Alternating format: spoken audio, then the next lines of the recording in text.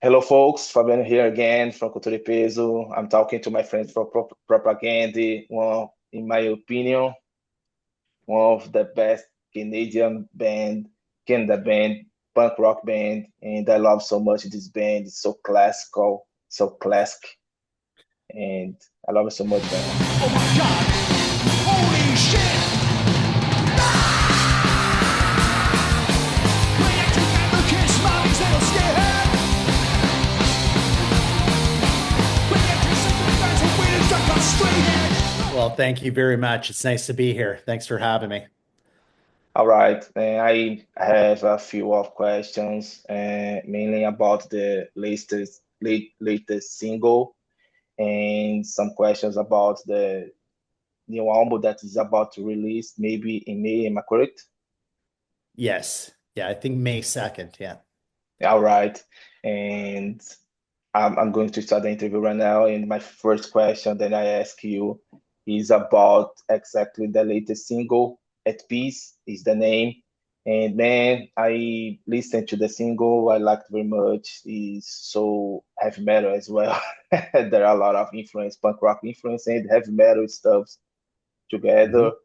And my first question is about the subject of the lyric, man, because propaganda used to have a lot of criticism, political criticism in its lyrics, and I would like to know more about the subject of the lyrics of this song. Well, I think it's sort of like a deep deliberation. Like Chris wrote the lyrics just about living at this point in time, and how do you come to a later part of your life, and how do you feel about this world and everything that's been going on? We've been kind of ranting and railing about stuff for decades, and it's getting kind of crazy and pretty scary right now. So I mean, like, I think one of the things about that song that I really appreciate is how it sets the sets the stage for, you know, the moment that we're in the way of expressing, think of the odds of the mathematical odds of every human being here right now, existing in this moment. And we're all here. Nobody has a choice of showing up or being born. We're all born into the same world. And there's so many different ways that we are raised in this, like, are we born here just to work for rich people? Are we born here to just, you know, um, support a system that is destroying the earth and killing everybody? Or are we born here to help each other out and be part of one race together and part of the whole world that's so interconnected, And I think when you think of things in wanting a peaceful existence for everybody, and everybody can live and thrive in kind of like we're all born equal, we all have an equal chance of being here. It's just we're born into these institutional patterns that have been, many centuries, evolving into this power structure that keeps getting more and more intense and more power at the top. Look at the like, since I turned an adult in the late 80s, all we've had is this, you know, um, the lie of trickle down economics. We make these trade agreements and everything's going to help everybody out. Well, we have a world of billionaires and non-billionaires. It's just crazy. And then the decades go by, and people try to fight back and get stuff done, but look at where we're at now. It's just a bunch of individuals disassociated from each other, and we sit on our devices and hardly talk to each other. We don't talk to our neighbors. It's crazy. I feel like we've been cut and divided to a point where we're just isolated individuals, and we're just treated like consumer units and little robot functionaries for big business. And I don't know. I hope that we're at a point where it's being pushed too far and the whole thing kind of crumbles on itself. But I don't know what to say. It's just kind of like, geez, you threw up your arms at hands in the air at a certain point, and you're just like bewildered at how do we get here? How did we get here? and I just feel like with the politics in North America right now, it's very, very intense. And I just feel like the scapegoating is so obvious. Blame these people for your problems, for everything. And it's just like blame what's up there. The people who've been controlling the situation and pushing it to this point, they're more the ones to blame than people looking for a safe place to live. Jeez, it's just crazy. So yeah, that song is I feel like when we were practicing it and jamming it over the months before we started tracking it, it just felt like um COVID had gone on, the crazy politics, the right wing stuff all happening, and I just felt like our jam sessions for the album, which is called At Peace as well, was just like a good a distraction from the world and something that we could all come together to work on, and also just use the moment to chat about the craziness of things going on over the last few years. And it's I feel like making this album was like a very good opportunity just for us to have a project to work on for our own mental health, to be honest. All right, man. I love to listen to it because all my interviews I used to start to asking about the process of recording of some new album, new singles, new EP or something like that. But your band, I needed to ask about the lyrics first because the propaganda lyrics always were some kind of lessons for me, and I used to learn a lot of good things listening to and reading the propaganda lyrics, and I love it so much. And man, it's very nice to listen to you and to understand it and to think about it is good because it's like some kind of it make us it change our mind about the to think about what's going on around the world right now and to have this kind of uh, critical thinking about it is very important for us. and Yes, yeah, for sure. Absolutely. And my second question is exactly about the recording process and the production of the latest single. I would like that, please, you explain a little bit to us about the process, the composition of the song, the recording, these kind of things, please, first. Yeah, well, like our last album, Victory Lap, came out in 2017. We did a bunch of touring for that kind of wrapped up in 2019. And then COVID happened. And we took it fairly seriously up here. We didn't go out on tour. Thankfully we'd done most of our touring obligations by that point. We had a few things that we were going to do in 2020 that we had to cancel, but then we went into a kind of like a deep hiatus at that point. Like we took 2021 and 2022 more or less off. We we tried to get jamming on some of the material that's on this album in later 2022, but then we decided to finally get out and do some shows in 2023. And we went out in May and September of that year. They were both disasters. Everybody kept getting sick with COVID. And we just couldn't, nothing we could do was sort of working out very well. And we just threw our hands up in the air at that point and thought, okay, no more shows. We're going back to how we used to do things way long ago and just cut it off. We're not playing any shows until we get a new album out. And we just firmly decided on that. And I think that was a really, really good move. So 2023, we got the ball really rolling, especially the latter half of the year and the first half of 2024. And we were meeting, I don't know, two, three times a week, practicing as a full group. And Chris was recording different revisions that he'd send around to us, and we kind of, okay, we'd have like a whole bunch of different versions of each song and different takes, and we kind of, be able to listen to what we liked out of each one and kind of, we took a long, we'd go on one song for a number of weeks at a time and then put it away for a while, go to something else and revisit things and on and off. And then ultimately, we had a plan to start recording in October of last year, but the studio that we work with in Winnipeg, Private Ear, they had some openings in July. So what we decided to do was we had about two-thirds of the material we felt was ready to record.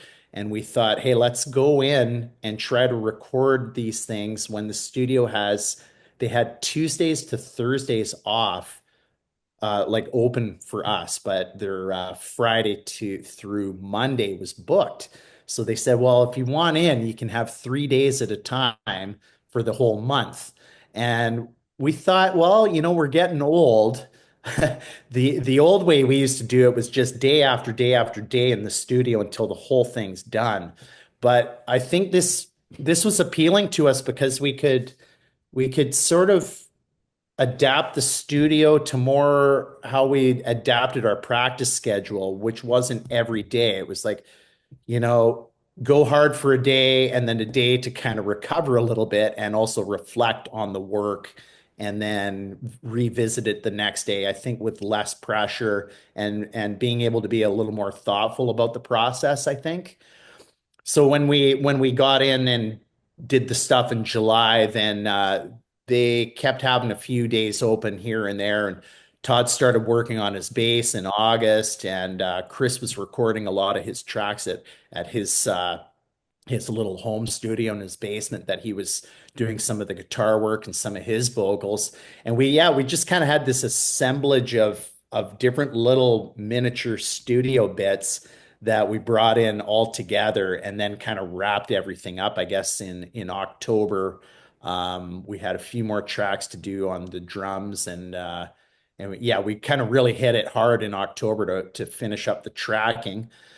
And then yeah, and Epitaph was really good about keeping, all of their deadlines and everything very, very very stated and very clear for us.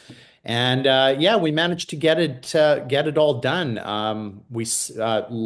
Jason Livermore at Blasting Room started doing the mixes, and we were able to do that all remotely. So we were all up here in Manitoba, kind of at home with headphones, and he was kind of sending us mixes here and there over a couple of weeks, and we just back and forth over email, and it worked out very, very well. I think he did a fabulous job with the mix and mastering, and everybody's been so helpful and really supportive. The people that we worked with, it's been a really nice experience, actually. And that's nice. That's great. Incredible to listen to it. And I would like to talk a little bit more about the influence of propaganda. About the last albums, the last release of propaganda. I realized some kind of changing of its songs. For example, I told you before our interview, I used to listen to propaganda since the first album, and the first ones are more melodic hardcore influences. And in over time it has changing to more heavy metal influence and this kind of stuff. So I would like to know why of this changing and the influence that the propaganda has and used to put in its sounds.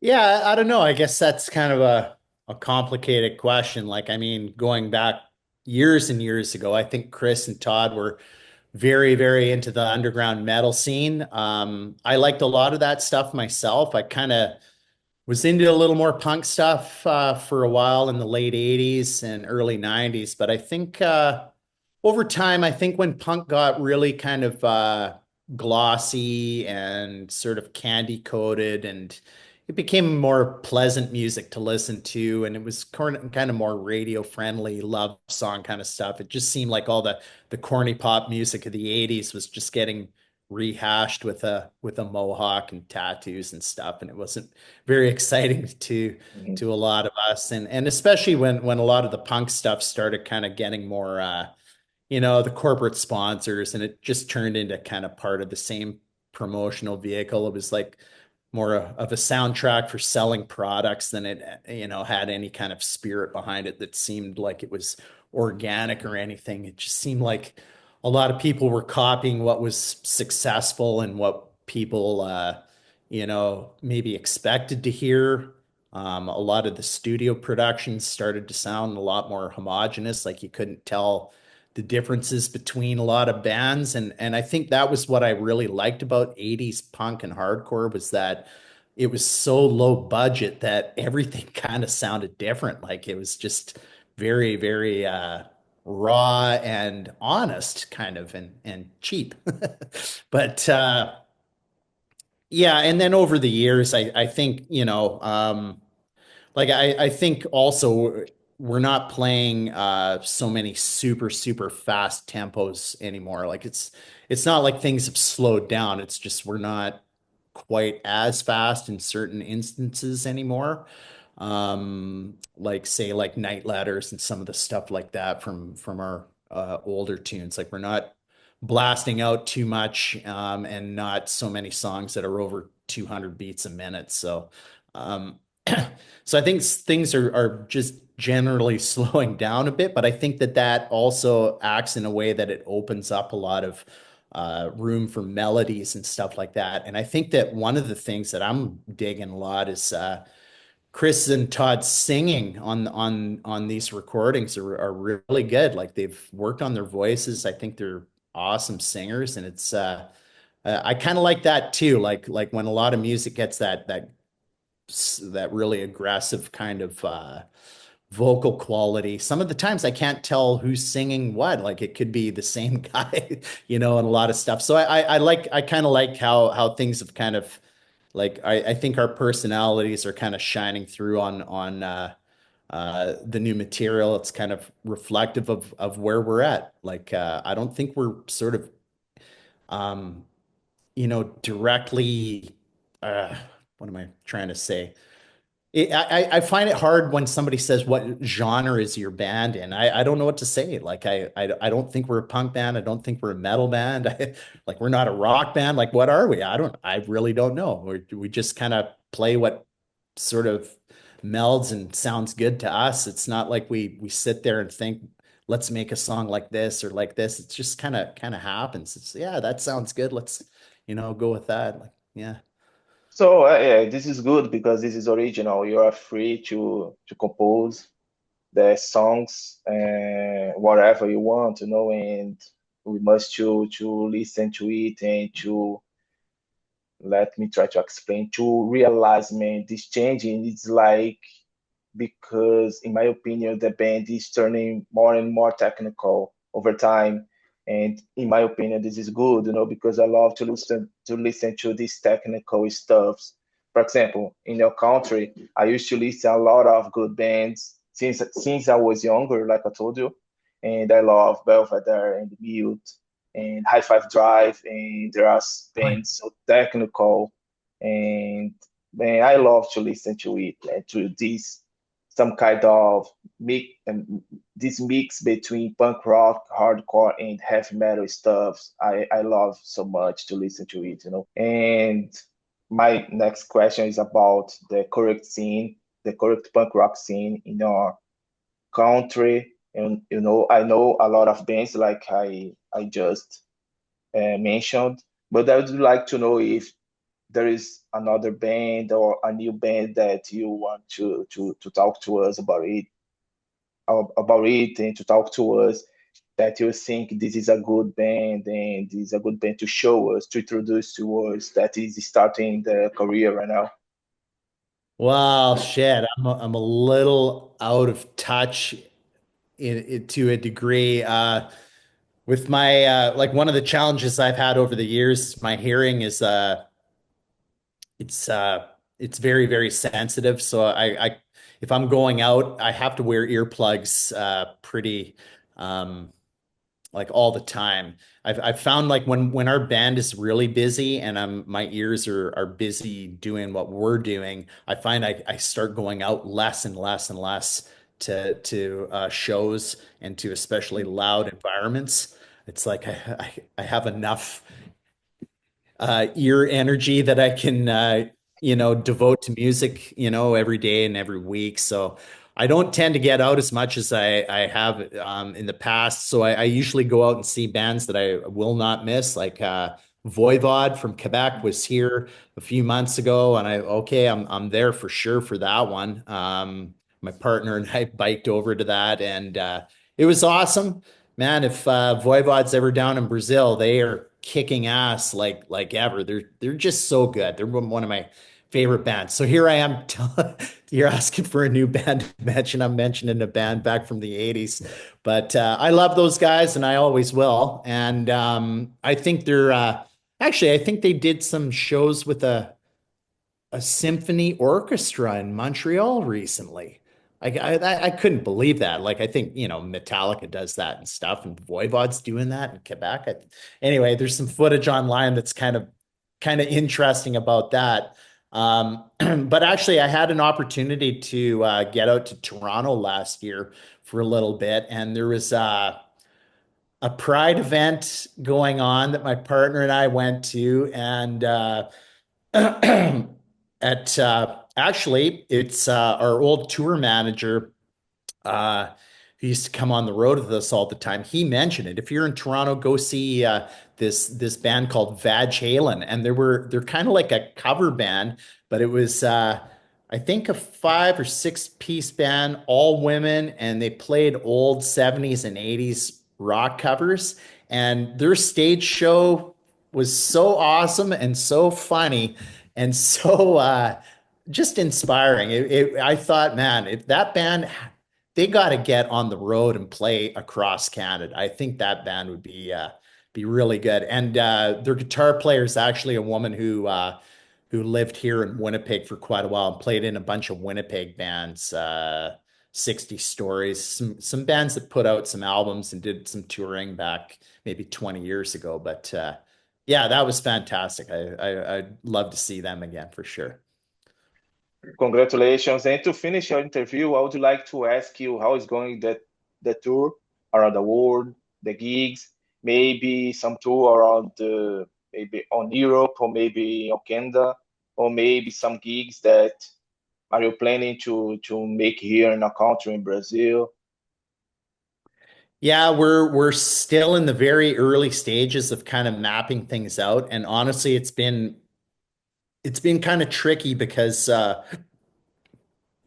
we're getting up there, and it's for us to go out on the road. There's a number of things that we have to make happen to be able to agree to go out. So it's really tricky because the booking world operates in such a it's crazy. You have to give people like upwards of a year's worth of notice to get places booked. And if we want to go out, we want to be able to play the right room and play the right place and not do it last minute. We don't want to go out there and show up in a town. Oh, you should have been in this venue. Nobody likes to go to this place, et cetera, et cetera. Like, um, so we're finding it really difficult to get things on the calendar because it's looking literally a year ahead. So those tour dates that we're doing in Europe, we've been talking about that since last July. And it felt like, okay, we don't know, just recovering from a couple of physical things, what we can handle in terms of set length. So we decided on doing that tour first because we're opening for another band and we only have to play kind of a shorter set. And some of the festivals that we agreed to do, that's the same case. So we feel like we're starting slow, do what we feel like we can do, and ultimately we're agreeing to some club show options where we're going to have to play longer sets, and we don't even get to try anything out. it's crazy because we have to agree to so many things and we don't even get to play one note to see what we can handle before. And we don't want to get into this to just cancel a bunch of shows and not show up. So it's trying, but we're definitely talking a lot about adding some Canadian shows and some stuff in North America for next summer. And then for 2026, I don't know. It's complicated because we have some obligations to do some stuff in Canada. We have to wait on work permits for the United States, and those will. Um, we're not too sure about how that's going to pan out. There's a lot of things changing right now down there, and yeah, and for getting outside of North America, I have a feeling like we might have to look at a little bit further down the road, like later 2026 possibly, but it's definitely possibly in the cards. We're in touch with some people. So yeah, we'll see how it goes. I think we just need to get out and get our confidence back that we can kind of do a full tour and survive it and feel good about the next one. So. All right, thanks a lot for this interview. It was a huge pleasure for me. And like I told you, we are big fans. I am a big fan, a big propaganda fan. And I would like to ask you if you want to let the last message to some Brazilian fans. Oh man, I out of all the things to say, I don't know, like don't get too down. We gotta pull together and I think just with all the stuff going on in the world, like the genocide in Gaza is something that has been making us ill for, since this whole thing started. This whole thing started over a century ago, but this latest chapter, I feel like in Canada, the media has such a way of swaying public influence in the wrong direction. I think in other countries it's a little bit different, but I feel like that whole thing, solidarity with the people of Palestine right now is a very, very important thing. Um, I mean, in Canada, it's probably a lot different. I think there's a push to try to have an arms embargo on Israel, and I think all these little things need to start happening to end that situation over there, and hopefully have a peaceful, lasting solution that everybody can back, and we can get past this insanity. But I say that as a person from Canada. We went through our own genocide with Indigenous people here in our area of the world, and Brazil did as well. So when I say solidarity with Gaza, it has to be with solidarity with First Nations people everywhere in the world. And Canada's been a terrible country in that regard ever since it started. And there's a lot of people here kind of wanting to reconcile with the people who were here first and wanting to make things work in a good way. And I just feel like that progressive thrust needs to be supported so it can continue and can we can start, healing and resolving some of these things that have caused so much grief for so many people. All right, thanks a lot again, and it was a pleasure for me. And looking forward to listen to the new album. All right. Thank you very much, Fabiano.